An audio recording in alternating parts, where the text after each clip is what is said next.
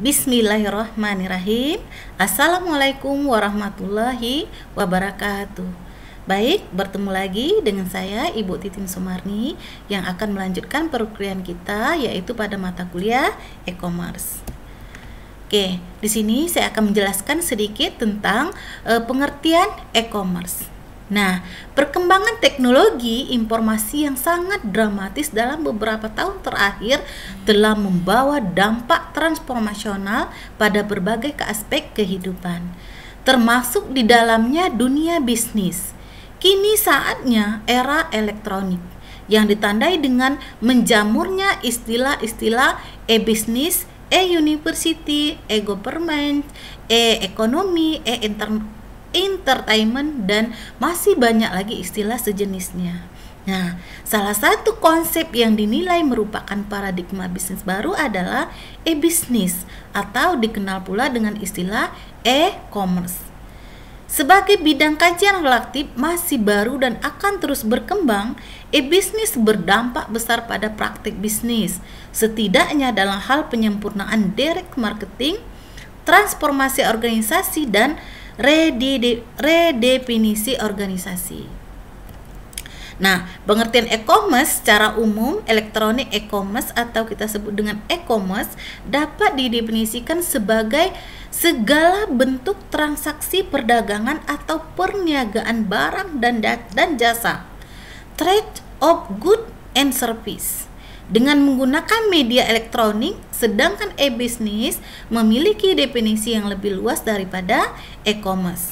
Nah, e-bisnis mencakup segala aspek yang ada di dalam e-commerce dan bagaimana cara menjalankan bisnis atau proses internal di dalam organisasi. Nah, di dalam e-commerce, para pihak yang melakukan kegiatan perdagangan atau perniagaan hanya berhubungan melalui suatu jaringan publik atau public network yang dalam perkembangan terakhir menggunakan media internet.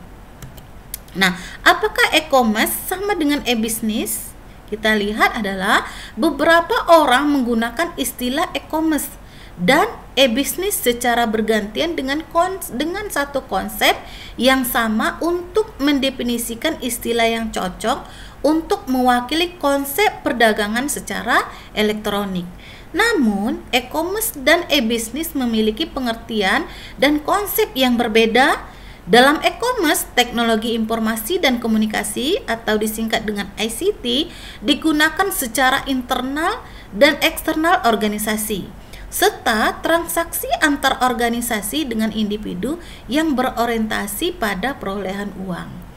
Sedangkan e-bisnis atau ICT digunakan untuk meningkatkan bisnis organisasi yang mencakup seluruh aspek bisnis, baik yang berorientasi pada profit maupun non-profit perusahaan.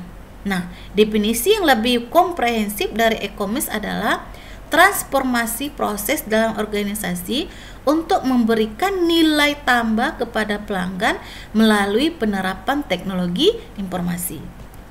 Nah, dalam perkembangannya, e-commerce memiliki 5 konsep dasar.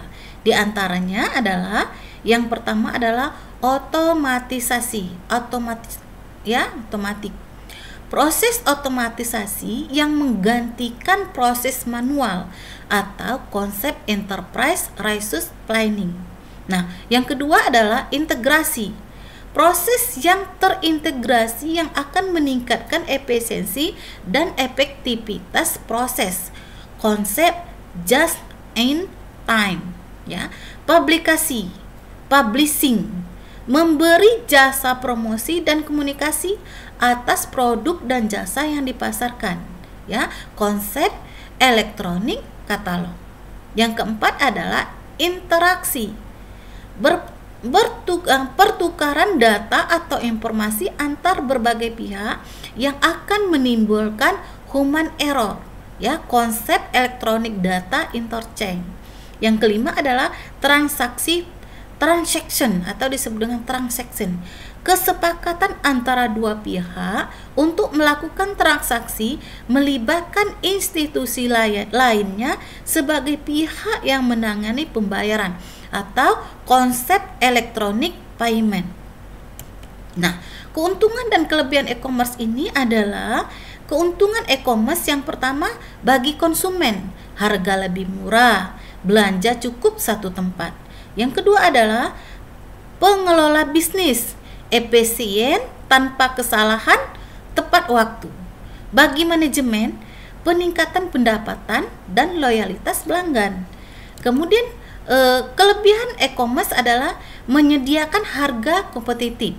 Yang kedua, menyediakan jasa pembelian yang tanggap, cepat, dan ramah, menyediakan informasi barang dan jasa yang lengkap dan jelas. Yang keempat adalah menyediakan barang, bonus seperti kupon, penawaran istimewa, dan diskon-diskon. Kemudian yang kelima adalah memberikan perhatian khusus seperti usulan pembelian. Yang keenam adalah mempermudah kegiatan perdagangan. Nah, untuk pertemuan pertama kali ini mungkin itu saja yang bisa saya jelaskan. Kita akan lanjutkan pada pertemuan berikutnya, yaitu pertemuan kedua minggu depan, ya. Nah, jangan lupa setelah menyaksikan video ini, saksikan video dari awal sampai dengan akhir, simak dan pahami, kemudian berikan komentar di bawah kolom komentar pada YouTube. Kemudian jangan lupa kasih like, kemudian di subscribe, sehingga saya akan memberikan video-video yang lebih menarik kemudian kepada mahasiswa berikutnya, ya. Jadi minggu depan kita akan lanjutkan kembali perkuliahan kita. Saya cukupkan sampai di sini. Saya ucapkan terima kasih atas perhatiannya. Sekali lagi jangan lupa like dan subscribe. Kemudian diisi kolom komentarnya, ya, bagi yang sudah menonton dari awal sampai akhir. Oke, cukup sekian. Saya ucapkan terima kasih. Saya tutup dengan wassalamualaikum warahmatullahi wabarakatuh.